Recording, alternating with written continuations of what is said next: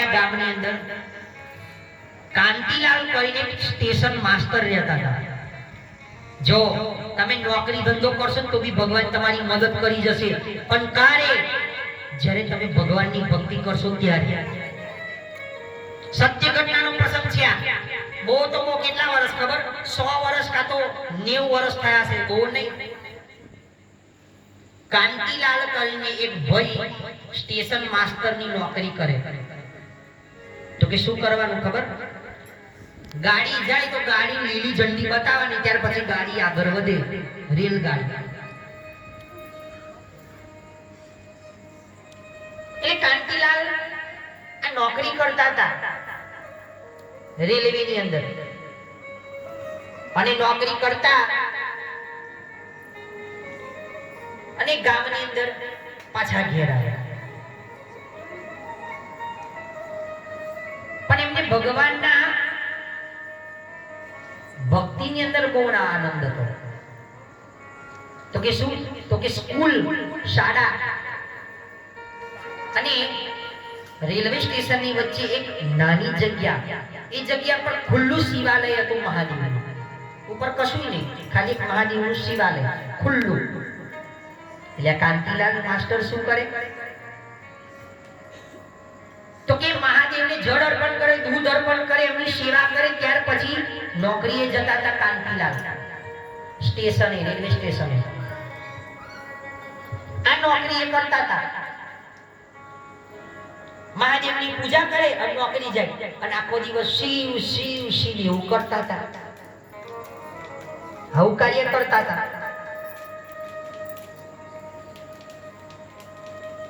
એટલે ભગવાનની ભક્તિની અંદર એમને આનંદ પ્રદાન થયો. ભગવાનની ભક્તિ કરવાનો બહુ આનંદ એમને થયો કાંતિલાલને. એટલે શું કર્યું? તો કે જે મહાદેવનું શિવાલય ખુલ્લું હતું તો કડિયા કામ એમને કરાયું. અને કડિયા કામ કરાવ્યું એટલે ગામના લોકોને કીધું કે ચાલો ને આપણે બધા છોકરાઓ ભેગા થાવ, આપણે મહાદેવની ધૂન બોલીએ. એટલે મહાદેવની ધૂન બોલાવા લાગ્યા. તો કે મહિનાની અંદર આપણે એકવાર મહાદેવની ધૂન બોલીશું, આવું નક્કી કર્યું. અને સોમવારે ધૂન બોલે મહિનાની અંદર એકવાર. ઓમ નમઃ શિવાય, ઓમ નમઃ શિવાય ધૂન ચાલુ કરી. અમુક વાર તો એવું બને કે રાતપાળીની નોકરી હોય અને રેલગાડી આવવાની હોય તો લીલી ઝંડી બતાવીને એ પાછા આવે ધૂનની અંદર. એટલે કાંતિલાલ આવું રોજ કાર્ય કરતા હતા. ભક્તિ ધીમે ધીમે વધવા લાગી. ભગવાનનું નામ લેતા મહાદેવ મહાદેવ મહાદેવ, શિવ શિવ શિવ આવું બોલતા હતા. ભગવાનની ભક્તિ વધી. અને જે ભક્તિ વધી ત્યારે જે મહિનાની અંદર ભગવાન ઓમ નમઃ શિવાયનો જાપ જપતા ધૂન ગાતા હતા, એ અઠવાડિયે ચાલુ કર્યું. અને ગામના લોકો જોડાવા બી લાગ્યા કાંતિલાલ પર. જેવા જોડાવા લાગ્યા એટલે એક દિવસે કાંતિલાલ સાહેબની રાતની નોકરી હતી સ્ટેશન આગળ, રેલવે સ્ટેશન.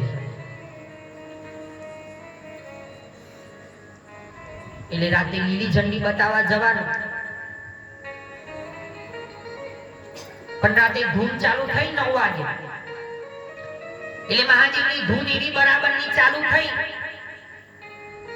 કે કાંતિલાલને કઈ ભાન રહ્યું, ધૂનની અંદર મગ્ન થઈ ગયા. અને મહાદેવ મહાદેવ મહાદેવ મહાદેવ કેવા લાગ્યા. બધા ગામવાળા એવી ધૂન મચાઈ કે હવાના 4 વાગી ગયા. પણ ખબર પડી, ભક્તિની અંદર આનંદ જ એવો છે કે ખબર પડે ને સમયની. સવારના 4 વાગ્યા, ખબર ના પડી કોઈને. ધૂન એવી બરાબરની ચાલુ રાખી. અને જેવા સુરત દાદા બહાર આયા, અરે એક ભાઈ કે લે હેડો ઉઠો, સવાર પડી ગઈ. ધૂનની અંદર એટલા બધા આપણે મગ્ન થઈ ગયા કે ભગવાન સૂર્યનારાયણ માથે આવી ગયા છે. ઉઠો ઉઠો. અને બધા ઓમ નમઃ શિવાય ઓમ નમઃ શિવાય કરતા કરતા બધા જાગ્યા તા. કાંતિલાલ કે કેવું આ તો હવાર થઈ ગઈ મારી નોકરી. કેમ કે તે સમયે શ્રીપતિ રાતની નોકરી હતી.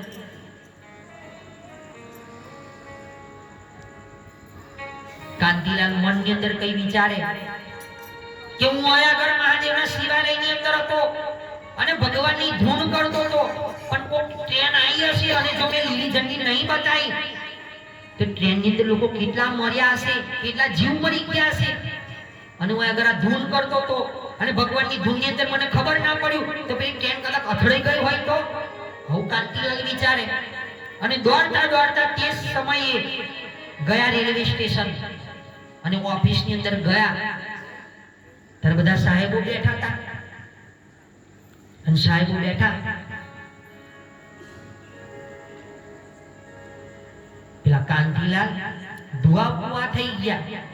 સાહેબોએ કીધું કે સાહેબ કાંતિલાલ તમને શું થયું, આટલા બધા તમે હેરાન શા માટે? તારે કાંતિલાલ બોલ્યા કે સાહેબ મને માફ કરો, હું રાતે ભગવાનના ધૂનની અંદર એટલો બધો રચ્યો પચ્યો થઈ ગયો કે મને મારી નોકરીનું ભાન ભૂલી ગયો. તે રાતે હું શિપની અંદર નહીં આવ્યો, મારી રાત પાલી હતી એની અંદર હું ના આવ્યો, ટ્રેનને લીલી ઝંડી ના બતાવી, કઈ ટ્રેનને નુકસાન તો નહીં થયું ને, મને માફ કરો. પેલા સાહેબો વિચાર કરે કે આ કાંતિલાલ પાગલ તો નહીં થઈ ગયા ને, કે પાગલ તો નહીં બની ગયા ને, આવી વાતો કરે છે. એટલા સાહેબોએ કહ્યું કે શું તમે રાતે નહીં આયા, તમે આયા હતા તો ખરા, તાકે આ રહી જો તમારી સહી, તમારા રજીસ્ટ્રેશન ની અંદર જો તમારી સહી છે કાલની, તમે આયા હતા તો ખરા. કાંતિલાલ કે મેં કાલે આવ્યો, હું તો ધૂન ની અંદર હતો અને સવાર 4 વાગે મને ખબર ના પડી. પેલા બધા સ્ટેશનના સાહેબો કે આવી શું તમે વાતો કરો, આજે તમે આયા હતા, ટ્રેનને લીલી ઝંડી બતાવી હતી અને તમે કોણ નહીં આયા? અરે કાંતિલાલ સાહેબ કે હું આવ્યો તો, તાકે હા તમે આયા હતા, તાકે આવ્યો તો હું નતો, એ મારો મહાદેવ સ્વયં મારું સ્વરૂપ ધારણ કરી મારી નોકરી કરી ગયો. હું આવ્યો તો, તાકે હા તમે જ હતા. તો સાહેબ એ હું નતો, એ હું હતો પણ હું નતો, મારો મહાદેવ આવ્યો હશે અને મારી નોકરી કરી ગઈ.